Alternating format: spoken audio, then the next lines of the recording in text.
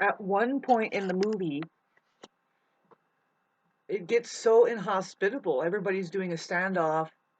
You know, the I just need to win at all costs kind of thing, the binary processing. And then, of course, we don't even give that attention because it's like, it's very, very not, it's dehumanizing. It's trying to just turn your um, process you know that there's a process that you have to go through of transformation. It's not easy. We come up to snags.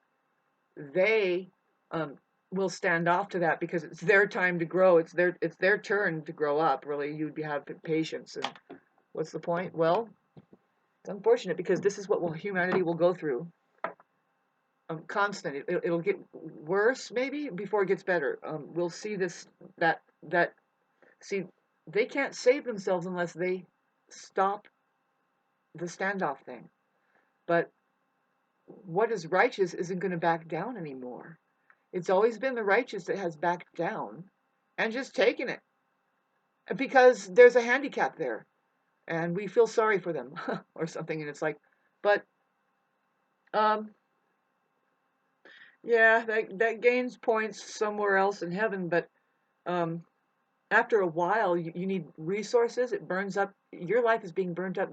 You're actually supporting them who's getting more than you, includes your energy, and you're not even getting paid, right? So that has to stop. That's where I'm seriously looking at this thing. And I don't like it, but how money ties into the possibility of there being a human civilization on this plane, which it hasn't happened yet, because of the binary processor that keeps stomping out its own evolutionary process, which is just that's what we're here. Each life, there's an opportunity to become human, a human being, and I say arguably, you want to include outer space. There's intergalactic life. You can graduate into outer space. You can become a creator. In other words, you're just trusted enough to handle other material in the universe. Not happening yet here till as far as that trust, we don't see hardly out. And on top of that, you see, the test is um, to stop being taken over by what the binary processor. That how's that happen, Shauna? They get in there and they say on and off, you're either gonna die or you're not. And how do they do it though? How do they did it? Look at that, babes. You have bullets and guns, don't you?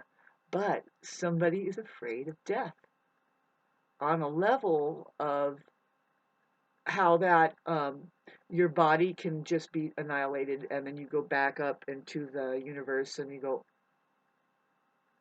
see, you can come back with that scar as a birthmark, just like that little boy who he led investigators to his murderer. He was murdered when he was 26 in his last lifetime. He was killed by somebody who hatcheted him in the head, and he was buried in a shallow grave. And that boy was reborn.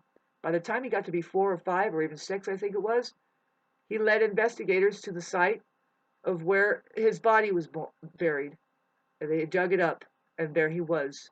This boy has a birthmark right here. It even turns his hair white a little bit because of the birthmark. No, that's where he was hatcheted last time. Many, many, many different stories like this that are coming up. War heroes that re-meet up with each other. They say, no, I remember my friends, and now they're like 20, but the war heroes are 70 or something, and they meet up and say, remember, yeah, I know when you were shot down, and they have birthmarks where they were shot, and they just have a memory of their friends. Yeah, so you don't fear death that way. But come on now, narcissists, try to bring you up into being humane beings.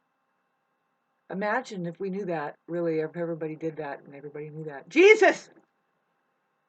Woo! Did you know that, honey? I sure did, and I was a woman.